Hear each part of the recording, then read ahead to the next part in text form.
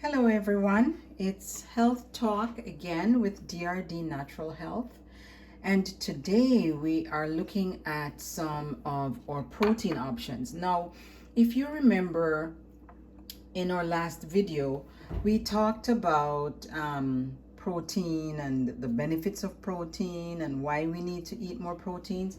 Well, today I just want to show you some different examples or samples of different beans that are all packed with protein, and especially if they are combined, it's even more powerful. So most people I know are familiar with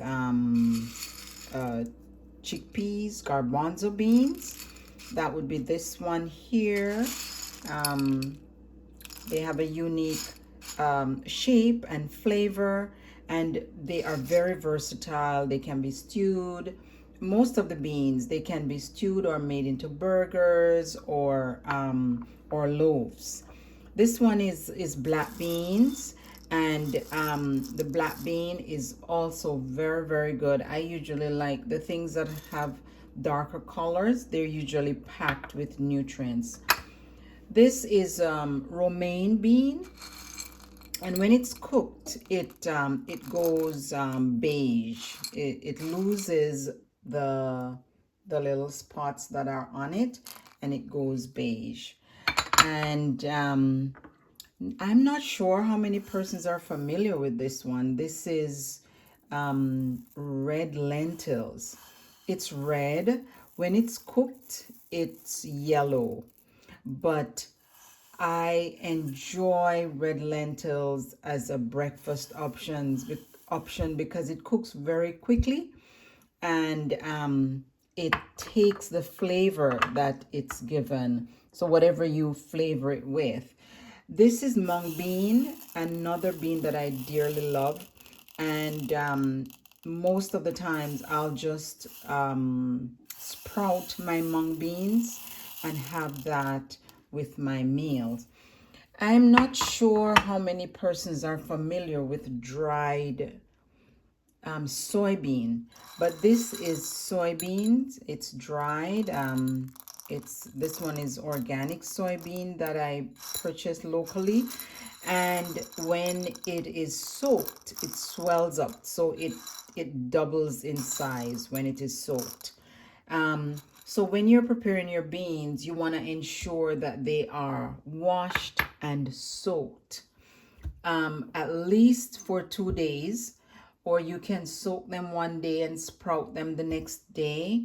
Then it is even more powerful. You get more nutrients in it. This is quinoa, and it's not really, a lot of people think that it's a grain, but I think it's more like a seed. But quinoa it has all the amino acids that are needed for protein. So it is a complete protein. So if you want to have a quick meal, you can cook some quinoa, and then with your beans, you can just add your beans to it and make a nice salad. And these days I am going mainly for salads, but you can, all your beans, you can stew them, you can curry them, you can make them just as you would make any other protein dish and enjoy the benefits of these beans. You can ensure that you are not in the kitchen for very long hours by cooking a batch of your beans. So a batch of your garbanzo beans, a batch of your romaine bean, and then you can portion them out and freeze them. When that is done, then when you're ready, you'll just pull one out, run it under the pipe, and then it's ready to go. The soybean, however, persons would maybe want to acquire the taste for it, but if you have already acquired the taste, then there's no problem. And here I have, these are two beans, red and white kidney beans. and I just mixed it with some olives and onions and cucumbers, and I added some parsley and some salt, and this is a very healthy meal. What else could I add to this? I could add some avocado, I could add some quinoa, and some peppers as well. Here I am going for a fruit salad. So it's a fruit bean salad. The fruit being the olives, the cucumbers. I could also add tomatoes to it as well. Avocado for my good healthy fat.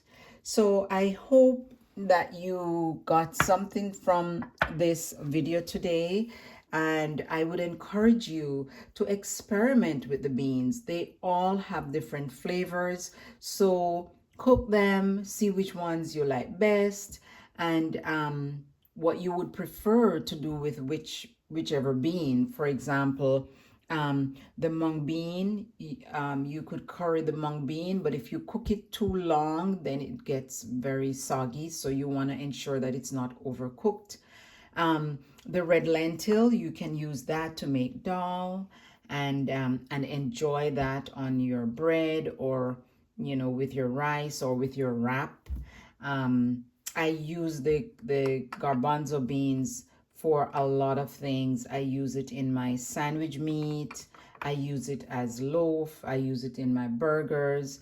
So these are very versatile, and you can cook a batch of a particular bean, and you can use that same batch of beans to curry, to make burgers, to make a stew. So it's very versatile. So I'm encouraging you to try experimenting with the beans, and you can also let us know what you have come up with. But if you don't know what to do with your soybean, at least you can make soy milk, or you can make tofu. That's very simple and easy to make as well.